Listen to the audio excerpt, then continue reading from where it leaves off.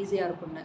அது அட்வைசபிளே இல்லை. ஃப்ரூட்ஸ் எப்போ சாப்பிடலாம் அப்படின்னு கேட்டிங்கன்னா, நம்மளோட பிரேக்ஃபாஸ்ட் அண்ட் லஞ்சுக்கு இடைப்பட்ட கேப் இருக்குது இல்லையா, இந்த 11 மணிக்கு, அதில் வந்து ஃப்ரூட் ஜூஸாக எடுக்காதீங்க, ஃப்ரூட் சலாடாக இருக்காதீங்க. இன்றைக்கி ஒரு ஃப்ரூட் சாப்பிட்றீங்கன்னா ஒன்று அதில் என்ன சாப்பிட்லான்னா கொய்யாப்பழம் எடுத்துக்கலாம், பப்பாளி, உங்களுக்கு என்ன ஃப்ரூட் பிடிக்குதோ, ஆப்பிளோ பொமோகிரானட்டோ என்னவோ வந்து கடிச்சு சாப்பிட்ற மாதிரி பாருங்கள். அது ஜூஸாக எடுக்கிறது முடிஞ்ச அளவுக்கு அவாய்ட் பண்ணிவிடுங்க. ஓகேங்களா? ஸோ இப்போ நம்மளோட டேயில் பார்த்தீங்கன்னா ஈஸியாக நமக்கு எல்லாமே வந்து அதில் கிடைச்சிருது. ஃப்ரூட்ஸ், வெஜிடபிள்ஸ், நம்மளோட ப்ரோட்டீன்ஸ், ஃபேட்ஸ் எல்லாமே நமக்கு வந்துடுது.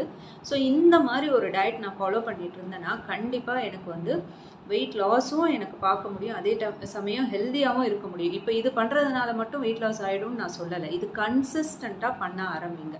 அப்போ உங்கள் ஹெல்த்தில் கிராஜுவலாக சேஞ்சஸ் உங்களுக்கே பார்க்க முடியும்.